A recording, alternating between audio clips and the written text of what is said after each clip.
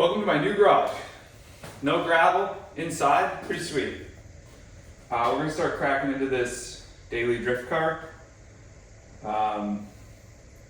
with the upgraded turbo stuff, injectors, chips, MAF, coils, a little bit of angle, sway bar, chassis brace. I guess I'm gonna weld the dip. I don't really want to, but if it's gonna be a drift car, then I guess I'll weld it instead of doing the GA locker.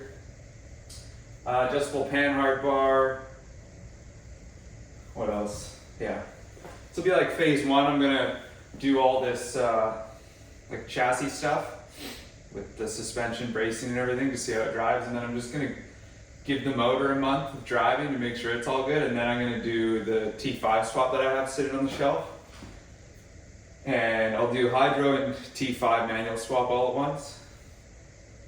But yeah, I'm just gonna rip it automatic for a bit. Hopefully it snows. It's got snow tires. I'm gonna run the hydros with a respectable amount of wheel gap and see how it goes.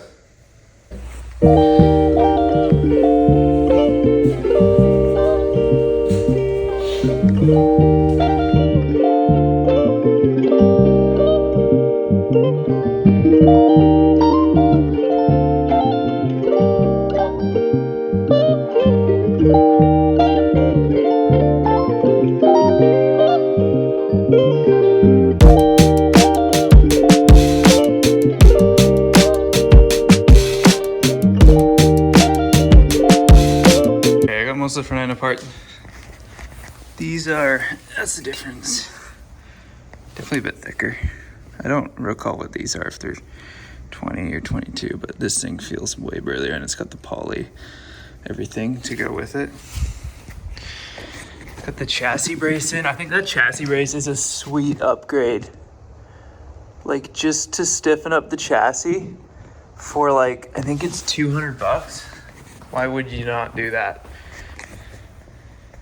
And then, yeah, we started doing that. Turbo looks a bit cooler. I went for a blow-up valve. I don't know, feeling spicy. I don't usually like them, but we'll see what it sounds like. Hopefully it's not a squeal and more of a psh.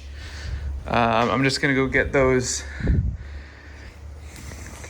welded up. I'm gonna go to a buddy's house, get these done. I'm gonna do the whole front end. And then tackle the rear.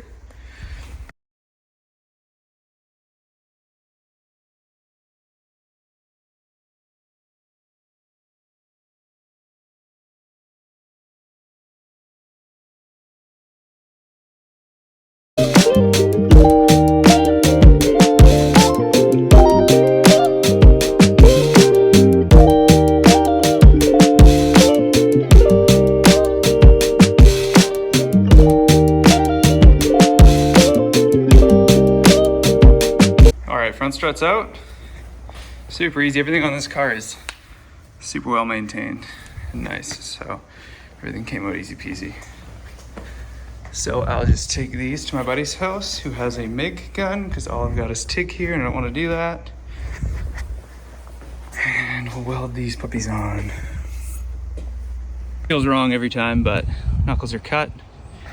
I'll freaking just cut them with the thing. I don't want to take the spring off and stuff. Once you get through there, it's perfect cutting oil. So I'm just gonna wash these up and prep them.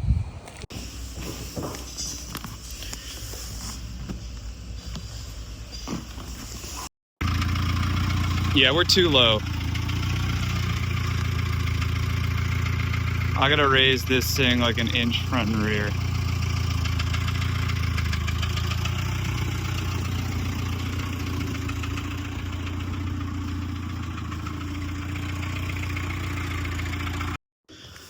All right, we got it a bit better. Little gap, front will settle a bit, but this is kind of like where I want it. Just like that. Let's take it for a test drive. I guess still need to come up a tad in the front. And then, yeah, I definitely need to go up in the front. Maybe delete a little camber for now. She's pretty wilded out right now. Yeah, maybe it's fine, I don't know, it's a drift car. Just need to adjust the dampening on the shocks. Rear's way too stiff, front's too stiff. There's a clunk in the front. So I just gotta get that downpipe welded on, dial that stuff in, and it should be phase one completed. Okay, car's on the ground. I think it's at a height that looks pretty decent. It's not too low. I just need to massage the lip on the rear fender on these cars is huge, so I just gotta heat it up and whack that because the rear tires are rubbing super hard, so I didn't get a good test drive. It's still fuel cutting with the new wastegate and blow-off valve and stuff I put in there. I think it's running just a little bit too much boost for the stock settings of the ECU, so it fuel cuts if I floor it. So I'm gonna throw the chips I have in and then pound these fenders, and then should be able to take it for a decent test drive. It feels healthy though.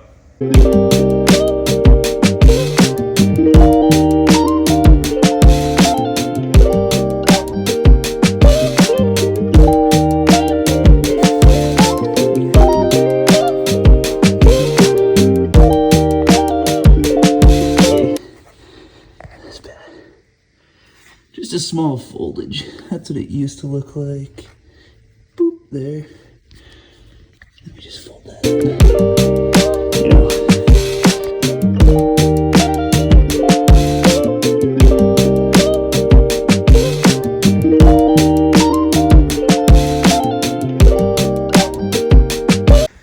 Okay, we got all this together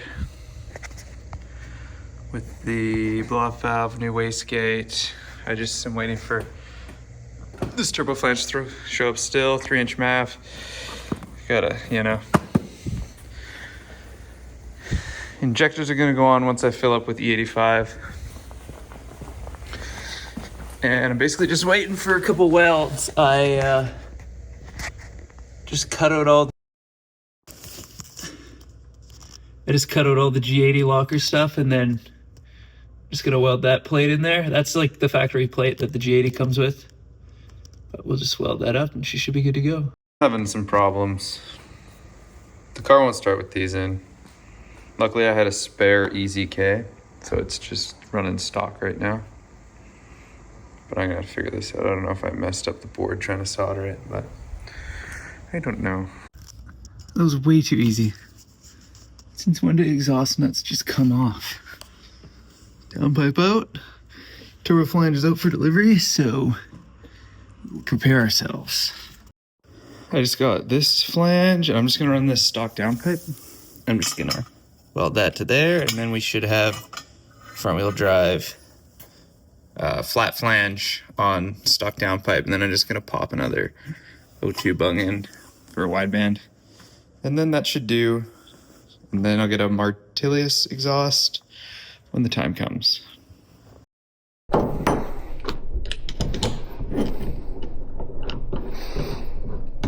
I ain't got a vise yet. It's okay.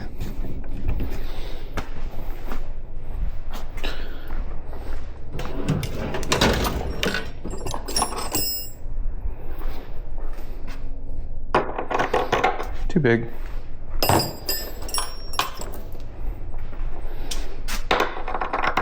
Probably good.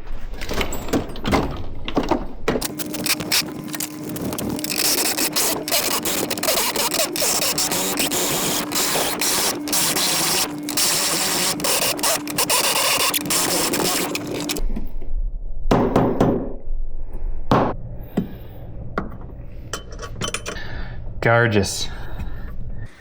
Got the wheel in, horn works. I don't know how I feel about what is going on. I don't know how I feel about that, but looks pretty clean and stock. Be black and silver stitch bucket seats. You know. Well, we need to get this steering wheel a bit straighter, and I hope that this car is quieter on my way home from the welding shop. Oh my god, that's obnoxious.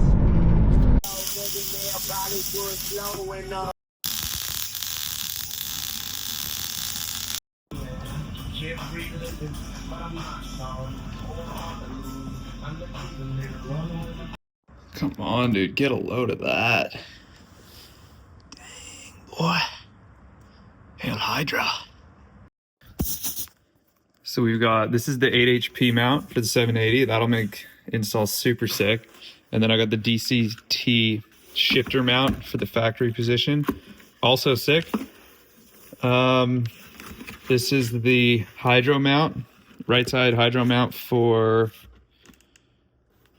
the 940 drift car, and then I got 2 sets of bucket seat brackets. And then I guess I didn't even know I ordered this, but I got a strut brace. Looks nice. I should have bought 2. This stuff's way nicer than I thought. I didn't think any of it was going to be powder coated. But the important stuff is powder coated that you see or get rusty. And then these should be stainless, I would hope. But this is going to make life much easier. What car should I put this in? Thinking almost the drift car, because, yeah, we'll have to see.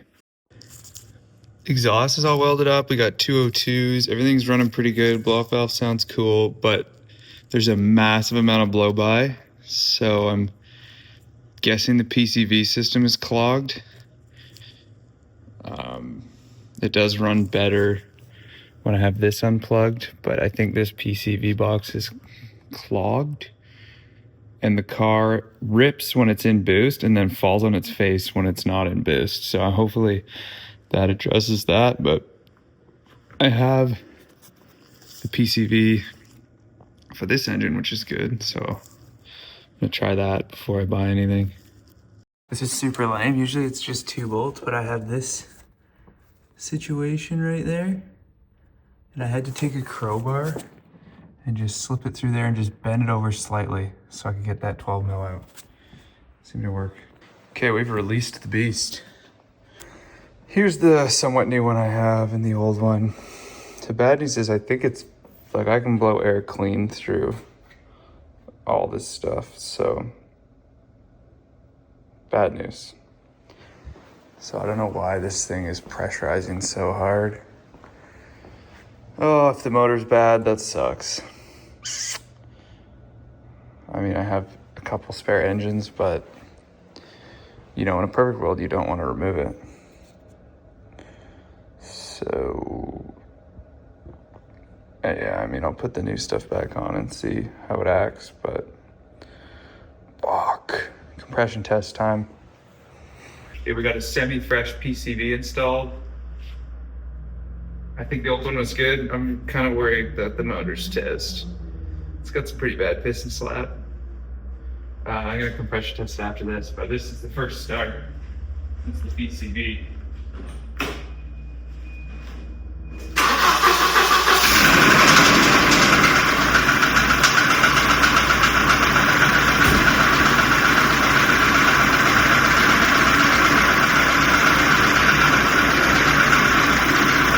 So what does the guy do then when his PCV is good, but blow by bad? Oh no, dude, I don't want to swap this engine.